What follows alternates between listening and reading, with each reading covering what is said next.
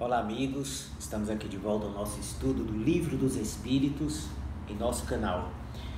Como vocês devem estar lembrados, nós estamos vendo elementos gerais do universo, espírito e matéria. Na questão 28 do Livro dos Espíritos, Allan Kardec faz a seguinte pergunta, que é importantíssimo para a gente compreender a dificuldade da linguagem humana.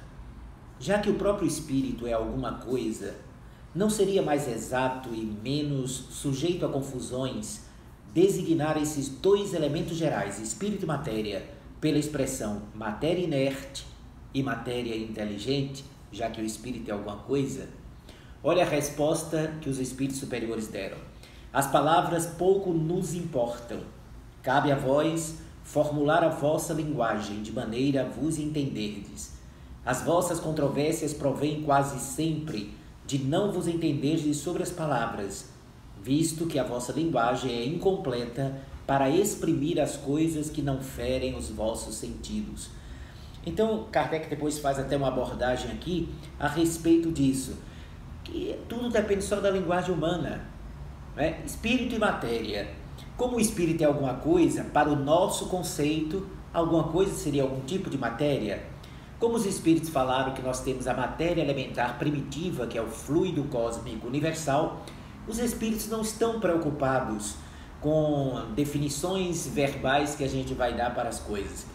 Se a gente acha mais interessante dizer que a matéria inerte é a matéria física tipo tijolo, parede, e a matéria inteligente seria o espírito que é alguma coisa, é o problema da linguagem humana.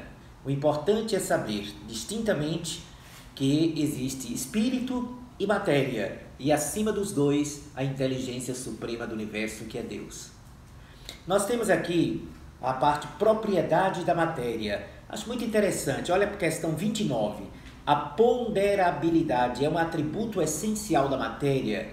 Resposta: da matéria como a entendeis, sim, mas não da matéria considerada como fluido universal. A matéria etérea e sutil que forma esse fluido é imponderável para vós, mas nem por isso deixa de ser o princípio da vossa matéria pesada.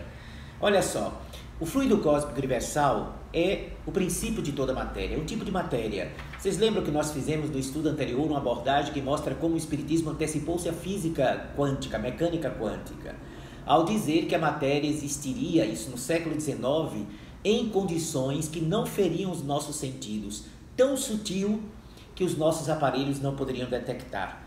Isso ele dá continuidade aqui sobre a propriedade da matéria. A ponderabilidade é você tocar no objeto. Mas existe a matéria tão rarefeita que para nós é como se não existisse, ou a gente não poderia tocá-la. Então perderia para nós aqui da Terra a definição de ponderabilidade. A gente não poderia alcançá-la. Então, veja só, a cidade Nosso Lar, tão famosa, tão conhecida, né? Para nós é como se não existisse, está numa outra frequência, na invisibilidade.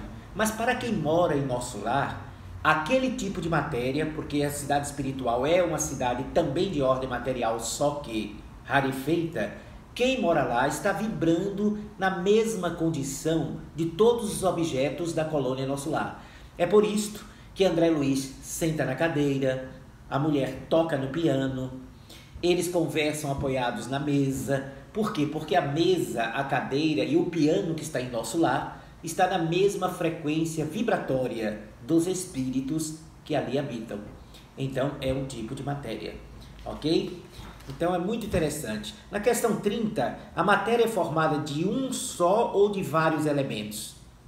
Resposta: de um só elemento primitivo. Os corpos que considerais simples não são verdadeiros elementos, mas transformações da matéria primitiva. Ou seja, tudo que existe de ordem material, rarefeito ou denso, é uma variação do fluido cósmico universal. Pergunta de Kardec na 31. De onde vêm as diferentes propriedades da matéria? Resposta: das modificações que as moléculas elementares sofrem por efeito de sua união e em certas circunstâncias. Então, na verdade, é a interação das moléculas que dão propriedades ou características diferentes aos elementos. Quer ver um exemplo muito simples? H2O, água, que nós bebemos, que nós lavamos as mãos. Aí você acrescenta mais uma molécula de oxigênio, H2O2, você tem a água oxigenada, e aí você já não pode mais beber.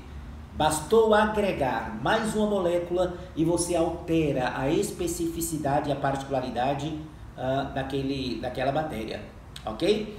Então veja como é muito interessante isso aí. A mesma matéria elementar, questão 33, a mesma matéria elementar é suscetível de passar por todas as modificações e de adquirir todas as propriedades? Resposta: sim, e é isso que se deve entender quando dizemos que tudo está em tudo. O oxigênio, o hidrogênio, o azoto, o carbono e todos os corpos que consideramos simples não passam de modificações de uma substância primitiva. Aquilo que nós chamamos de o elemento mais simples da nossa natureza já é uma variação do fluido cósmico universal. As questões adiante, a molécula tem forma determinada? Sim, ela tem uma forma, mas que na época de Kardec, no século XIX, os espíritos disseram que não podeis apreciar. Essa forma é constante ou variável? Constante para as moléculas elementares primitivas, mas é variável para as moléculas secundárias, que se agregam e que formam novos elementos.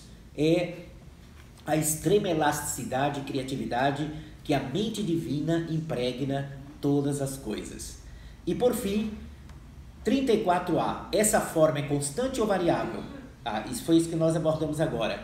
A variabilidade da matéria, a própria diversidade que nós encontramos na natureza, é uma demonstração de um planejamento, de uma organização da mente divina, gerando beleza estética. O que é a beleza de uma paisagem? É a conjunção de vários elementos que empregam a nossa visão daquilo que nós chamamos de senso estético de beleza. Aí está a grandeza da vida. No próximo estudo nosso, vamos falar sobre espaço universal. Eu sei que essa parte primeira é um tanto quanto árida, mas muito importante como base do pensamento espírita. Até mais, meus amigos, e nos veremos no próximo estudo. Muita paz!